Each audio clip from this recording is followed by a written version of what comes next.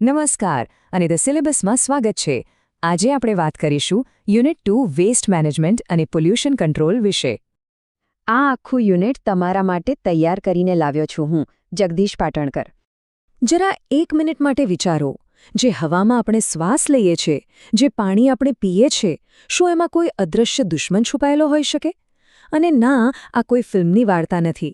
આ તો આપણા રોજિંદા જીવન સાથે જોડાયેલો આપણા અસ્તિત્વનો સવાલ છે. તો આ અદૃશ્ય દુશ્મન છે કોણ? એનું નામ છે પ્રદૂષણ. સાદી ભાષામાં કહીએ તે પ્રદૂષણ એટલે પર્યાવરણ પર એક પ્રકારનો હુમલો. એવા હાનિકારક તત્વોનો હુમલો જે સીધો આપણા સ્વાસ્થ્યને, આપણી લાઇફસ્ટાઇલને અને કુદરતના એ નાજુક બેલેન્સને ટાર્ગેટ કરે છે. તો ચાલો આજના આ વિશ્લેષણમાં આપણે શું જોવાના છીએ એની વાત કરીએ. સૌથી પહેલાં તો આ અદૃશ્ય ખતરાને બરાબર સમજીશું. પછી આપણે 3 મેઇન ફ્રન્ટ પર લડીશું. હવાને સાફ કરવી, પાણીને ચોખ્ખું કરવું અને આપણા કચરાને મેનેજ કરવો. અને હા, છેલ્લે આજના જમાનાના નવા પડકારો પર પણ એક નજર કરીશું. તો ચલો સૌથી પહેલા મેદાનમાં ઉતરીએ, વાયુ પ્રદૂષણ સામેની લડાઈમાં. વાયુ પ્રદૂષણની અસર છે ને, એ એક સાયલન્ટ કિલર જેવી છે. શાંત પણ એકદમ ઘાતક. શહેરમાં કોઈ બાળકને થતા અસ્થમાથી માંડીને આકાશમાં થતી એવી કેમિકલ રિએક્શન્સ જે આપણને દેખાતી પણ નથી, પણ એ જ રિએક્શન્સ એસિડ રેન બનીને આપણા જંગલો અને તળાવોમાં ઝેર ઘોળી નાખે છે. તો સવાલ એ છે કે આની સામે લડાઈ કઈ રીતે? વેલ, એના માટે આપણી પાસે કેટલીક સ્માર્ટ એન્જિનિયરિંગ ટેકનિક્સ છે. ચાલો જોઈએ. પહેલી છે સાયક્લોન કલેક્ટર્સ. જરા કલ્પના કરો, એક મશીનની અંદર બનેલો શક્તિશાળી વંટોળ. જુઓ, અહીં આકૃતિમાં બતાવ્યું છે. જ્યારે પ્રદૂષિત હવાને અંદર જોરથી ગોળ ફેરવવામાં આવે છે, ત્યારે શું થાય? જે ભારે ધૂળના કણો હોય છે ને, એ વજનને કારણે એટલું ફાસ્ટ ટર્ન નથી લઈ શકતા. એટલે એ સીધા બહારની દિવાલ સાથે ટકરાય છે અને નીચે ભેગા થઈ જાય છે. જ્યારે પેલી હલકી અને સાફ હવા એ આરામથી ઉપરથી બહાર નીકળી જાય છે. છે ને એકદમ સિમ્પલ પણ સુપર ઇફેક્ટિવ. પણ સવાલ એ છે કે એવા સાવ નાના સૂક્ષ્મ કણોનું શું, જેને આ વંટોળ પણ પકડી નથી શકતો? એના માટે આપણી પાસે છે ઇલેક્ટ્રોસ્ટેટિક પ્રેસિપિટેટર્સ, શોર્ટમાં કહીએ તો ESP. આને તમે ધુમાડા અને ધૂળ માટે એક હાઈટેક મેગ્નેટિક જાળ સમજી લો. આ મશીન શું કરે છે ખબર છે? એ પેલા સૂક્ષ્મ કણોને એક નેગેટિવ ઇલેક્ટ્રિક ચાર્જ આપે છે, અને જેવો એમને ચાર્જ મળે એ તરત જ પોઝિટિવ ચાર્જવાળી પ્લેટો તરફ ચુંબકની જેમ ખેંચાઈ જાય છે અને ત્યાં ચોંટી જાય છે. બસ થઈ ગઈ હવા સાફ. આ આકૃતિમાં જુઓ, એક પ્રદૂષક કણ કેવી રીતે પકડાઈ જાય છે એની આખી સ્ટોરી કેટલી સરસ રીતે બતાવી છે. અને છેલ્લી ટેકનિક જુઓ, અમુકવાર કોઈ વસ્તુને સાફ કરવાનો બેસ્ટ રસ્તો કયો હોય? બસ એને ધોઈ નાખો. બસ આ જ સિમ્પલ લોજિક પર કામ કરે છે વેટ સ્ક્રબર્સ.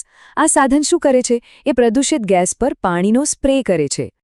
અને આ પાણીનો સ્પ્રે પ્રદૂષકોને પોતાની સાથે પકડીને નીચે લઈ જાય છે અને હવાને એકદમ ધોઈ નાખે છે. અહીં તમે જોઈ શકો છો, ગંદો ગેસ નીચેથી અંદર આવે છે, એને પાણીનો એક સરસ શાવર મળે છે અને ઉપરથી એકદમ સાફ ગેસ બહાર નીકળે છે. આ ટેકનિક ખાસ કરીને એવા ઉદ્યોગો માટે બહુ કામની છે જેમના એક્ઝોસ્ટમાં પહેલેથી જ ગરમી અને ભેજ હોય. ઓકે, તો હવાની વાત તો થઈ ગઈ. હવે જરા પાણીમાં ડૂબકી મારીએ.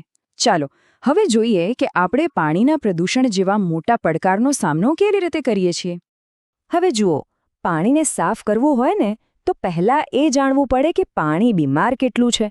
એક ડૉક્ટરની જેમ પહેલાં ડાયગ્નોસિસ કરવું પડે, અને આ ડાયગ્નોસિસ માટે કેટલાક ખાસ કેમિકલ ટેસ્ટ કરવામાં આવે છે. આ ટેબલ 2 બહુ જ મહત્વના ટેસ્ટ બતાવે છે, BOD અને COD. હવે આ બંને આપણને પાણીના સ્વાસ્થ્ય વિશે અલગ વાર્તાઓ કહે છે. ચાલો સમજીએ.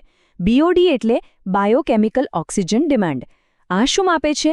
એ માપે છે કે પાણીમાં સૂક્ષ્મજીવો માટે કેટલો ખોરાક છે, એટલે કે કુદરતી કચરો. હવે જો BOD બહુ વધારે હોય તો એનો મતલબ કે સૂક્ષ્મજીવો આ બધો કચરો ખાવા માટે પાણીનો બધો ઓક્સિજન વાપરી નાખશે, અને ઓક્સિજન વગર માછલીઓ અને બીજા જીવોનું શું થશે? એમનું જીવન જોખમમાં મુકાઈ જશે. હવે બીજી બાજુ છે COD એટલે કે કેમિકલ ઓક્સિજન ડિમાન્ડ. આ ટેસ્ટ પાણીમાં રહેલા બધા જ ઓર્ગેનિક પદાર્થોને માપે છે, એવા કેમિકલ્સ પણ જેને સૂક્ષ્મજીવો ખાઈ નથી શકતા. એટલે વિચારો, જો કોઈ પાણીનો COD બહુ હાઈ હોય પણ BOD ઓછો હોય તો એ શેનો સંકેત છે? ક્લિયર કટ કેમિકલ પોલ્યુશનનો. એટલે જ આ બંનેને માપવા જરૂરી છે. ત્યારે જ આપણને આખી પરિસ્થિતિનો સાચો ખ્યાલ આવે. તો ગંદા પાણીને સાફ કરવું એ કોઈ એક સ્ટેપનું કામ નથી. એ તો એક આખી પ્રોસેસ છે, એક સફર છે. સ્ટેપ બાય સ્ટેપ એ વધુ ઊંડી સફાઈ થતી જાય છે. શરૂઆત થાય છે પ્રિલિમિનરી ટ્રીટમેન્ટથી, મતલબ કે પ્લાસ્ટિકની બોટલો, કપડાં જેવો મોટો કચરો કાઢી નાખવાનો. પછી આવે છે પ્રાઇમરી ટ્રીટમેન્ટ, જ્યાં પાણીને શાંત રહેવા દઈને ભારે કણોને નીચે બેસી જવા દેવાય છે. પણ અસલી મેજિક તો થાય છે સેકન્ડરી ટ્રીટમેન્ટમાં. અહીં આપણે સારા બેક્ટેરિયાની આખી આર્મીને કામે લગાડીએ છીએ, જે પાણીમાં ઓગળેલા પ્રદૂષકોને ખાઈ જાય છે. અને છેલ્લે ટર્શરી ટ્રીટમેન્ટ, આ છે ફાઇનલ પોલિશિંગ, જ્યાં પાણીને ફિલ્ટર કરીને ડિઝિન્ફેક્ટ કરીને ફરીથી પ્રકૃતિમાં પાછું મોકલવા માટે તૈયાર કરાય છે. અને આ આખો ફ્લોચાર્ટ જુઓ.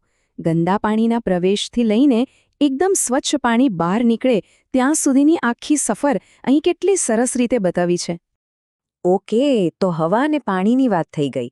હવે વાત કરીએ એ કચરાને જેને આપણે રોજ જોઈએ છીએ, જેને આપણે સ્પર્શી શકીએ છીએ, એટલે કે solid waste. Municipal solid waste, શોર્ટમાં MSW. આ બીજું કંઈ નહીં પણ આપણા રોજિંદા જીવનની વાર્તા છે, જે આપણે ફેંકેલી વસ્તુઓ કહે છે. એમાં વધેલું ખાવાનું હોય, પેકિંગના ડબ્બા હોય, જૂના ન્યૂઝપેપર હોય, પ્લાસ્ટિકની બોટલો હોય, બધું જ. આ એક એવું મિક્સચર છે જેમાં ઓર્ગેનિક, ઇનઓર્ગેનિક, રિસાયકલ થઈ શકે એવી અને ક્યારેક તો ખતરનાક વસ્તુઓ પણ હોય છે. આ કચરાને બરાબર સમજવું એ જ એને મેનેજ કરવાનું પહેલું અને સૌથી અગત્યનું સ્ટેપ છે. કારણ કે ત્યારે જ આપણે એને એક સમસ્યાને બદલે એક રિસોર્સ તરીકે જોઈ શકીશું. તો આ રોજિંદા કચરાનું આપણે કરીએ શું? મોટા ભાગે આપણી પાસે બે ઓપ્શન છે. પહેલો, જૂનો અને જાણીતો રસ્તો, લેન્ડફિલ્સ. એટલે કે બધો કચરો ભેગો કરીને જમીનમાં દાટી દો. સમસ્યાને નજર સામેથી હટાવી દો. આ સરળ છે, પણ હકીકતમાં એ જમીનનું પ્રદૂષણ અને મિથેન ગેસનો એક ટાઈમ બોમ્બ છે. બીજો, મોડર્ન રસ્તો છે વેસ્ટ ટુ એનર્જી. એટલે કે કચરાને બાળીને એમાંથી વીજળી બનાવવી. આનાથી લેન્ડફિલ પરનો ભાર ઘટે છે અને એનર્જી પણ મળે છે. પણ આમાં પણ એક ટ્રેડ ઓફ છે. જો પ્રોપર ટેકનોલોજીનો ઉપયોગ ન થાય તો આ પોતે જ વાયુ પ્રદૂષણનું કારણ બની શકે છે. અને હવે અંતમાં ચાલો વાત કરીએ આજના જમાનાના નવા પ્રદૂષણની. આ કોઈ ફેક્ટરીના ધુમાડાની વાત નથી, આ કંઈક અલગ જ છે. પહેલું છે નોઇઝ પોલ્યુશન, એટલે કે અવાજનું પ્રદૂષણ.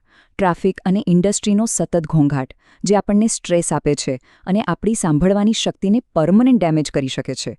પછી આવે છે પ્લાસ્ટિકનો રાક્ષસ, જે ફક્ત દેખાવમાં ગંદો નથી લાગતો, પણ આપણા સમુદ્રોનો શ્વાસ રૂંધી રહ્યો છે, દરિયાઈ જીવોને મારી રહ્યો છે અને નાના માઇક્રોપ્લાસ્ટિકમાં તૂટીને આપણી ફૂડ ચેઇનમાં પણ ઘૂસી રહ્યો છે.